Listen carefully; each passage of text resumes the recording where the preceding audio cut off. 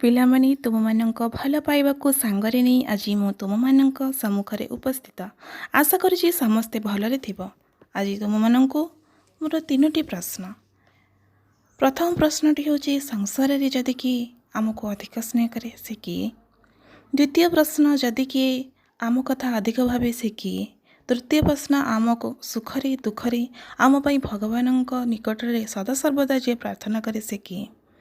ଏହି 3ଟି ପ୍ରଶ୍ନର ଉତ୍ତର କେବଳ ମା ହିଁ ହୋଇପାରିବ ବୋଲି ମୋର ଆଶା।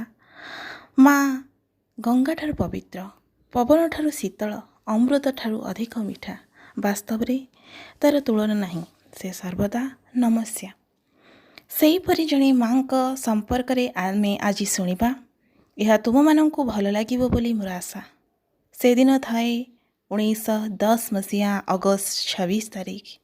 ମେସିଡୋନିଆର ପିତା ନିକୋଲା ଏବଂ ମାତା ଡ୍ରାନାଫିଲାଙ୍କ କୋଳମଣ୍ଡନ କଲେ ଏକ ଶିଶୁକନ୍ୟା, ଯାହାର ନାମ ରଖାଗଲା ଆଗ୍ନେସ୍। ପିତା ନିକୋଲା ଜଣେ ବଣିକ ଥିଲେ ଏବଂ ସେବାପରାୟଣ ବ୍ୟକ୍ତି ଥିଲେ। ଏହା ଆଗ୍ନେସ୍କୁ ଖୁବ୍ ପ୍ରଭାବିତ କରିଥିଲା।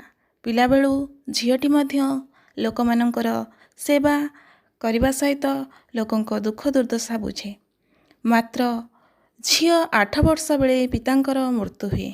ବହୁ ଅଭାବ ମଧ୍ୟରେ ମାତା ଝିଅକୁ ବଢ଼ାଇଥାନ୍ତି ଏବଂ ଶେଷରେ ଝିଅ ଏକ ଉଚ୍ଚ କୋଟିର ଶିକ୍ଷୟିତ୍ରୀ ହୁଏ। କିନ୍ତୁ ଏ ଚାକିରି ଝିଅଟିକୁ ବାନ୍ଧିପାରେ ନାହିଁ। ଭାରତର ନ ହୋଇ ମଧ୍ୟ ସେ ଭାରତ ପାଇଁ ନିଜକୁ ଉତ୍ସର୍ଗ କରିଦିଏ।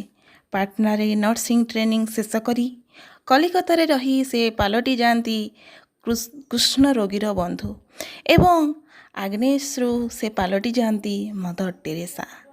ସାଜନ୍ତି ସବୁ ଅସହାୟଙ୍କର ମା। କୁଷ୍ଠରୋଗୀଙ୍କର ଜରାଜୀର୍ଣ୍ଣ ଶରୀରରୁ କେବେ ପୂଜ ସଫା କରନ୍ତି ତ କେବେ ଅସହାୟଙ୍କୁ ଖାଦ୍ୟ ବସ୍ତ୍ର ଦେଇ ସେ ନିଜ ଜୀବନକୁ ଜଳାଞ୍ଜଳି ଦିଅନ୍ତି ମାନବ ସମାଜ ସେବାରେ। 8 ଅକ୍ଟୋବର 1950 ମସିହାରେ ସେ ସୃଷ୍ଟି କରନ୍ତି ମିଶନାରିଜ୍ ଅଫ୍ କ୍ୟାରିଟି ସଂସ୍ଥା ଏବଂ ଏହାପରେ ନିର୍ମଳ ହୃଦୟ ଏବଂ ନିର୍ମଳ ଶିଶୁ ଭବନ ନାମରେ 2ଟି ଆଶ୍ରମ ଖୋଲି ସେ ଅସହାୟ ବ୍ୟକ୍ତି ଓ ଶିଶୁଙ୍କୁ ସେବା ଯୋଗାନ୍ତି। ଭାରତ ମାତାର ସେ ପାଲଟି ଯାଆନ୍ତି ଯୋଗ୍ୟ ଝିଅ ଏବଂ ସାରା ବିଶ୍ୱର ମା। 1962 ଏବଂ 1980ରେ ଭାରତ ସରକାରଙ୍କ ତରଫରୁ ତାଙ୍କୁ ସମ୍ମାନଜନକ ପଦ୍ମଶ୍ରୀ ଏବଂ ଭାରତ ରତ୍ନରେ ଭୂଷିତ କରାଯାଏ। ଯୁକ୍ତରାଷ୍ଟ୍ର ଆମେରିକା ତରଫରୁ ତାଙ୍କୁ 1985 ମସିହାରେ ମେଡାଲ ଅଫ୍ ଫ୍ରିଡମ୍ର ପୁରସ୍କାର ମିଳେ। 1979 ମସିହାରେ ସାରା ବିଶ୍ୱ ତାଙ୍କୁ ବିଶ୍ୱର ସର୍ବଶ୍ରେଷ୍ଠ ପୁରସ୍କାର ନୋବେଲ ପୁରସ୍କାରରେ ଭୂଷିତ କରେ। କିନ୍ତୁ ସେ ଏହାକୁ ଅସହାୟଙ୍କ ପାଇଁ ଦାନ କରନ୍ତି।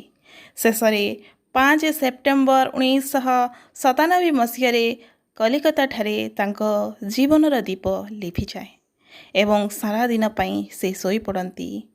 ମଦର ଟେରେସା ଆଉ ଆଜି ଆମ ଗହଣରେ ନାହାନ୍ତି, କିନ୍ତୁ ତାଙ୍କର ସ୍ମୃତି ଆମ ପାଖରେ ସାରା ଜୀବନ ରହିଥିବ।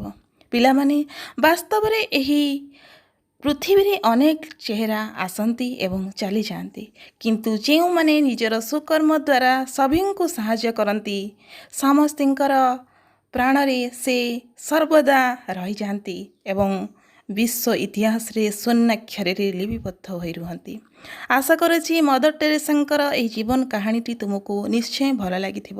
ଯଦି ଏହା ତୁମକୁ ଭଲ ଲାଗିଛି, ଚ୍ୟାନେଲକୁ ସବସ୍କ୍ରାଇବ୍ କରିବା ସହିତ ଭିଡ଼ିଓଟିକୁ ଲାଇକ୍ ଓ ସେୟାର କରିବାକୁ ଭୁଲିବନି। ରହିଲି, ଧନ୍ୟବାଦ।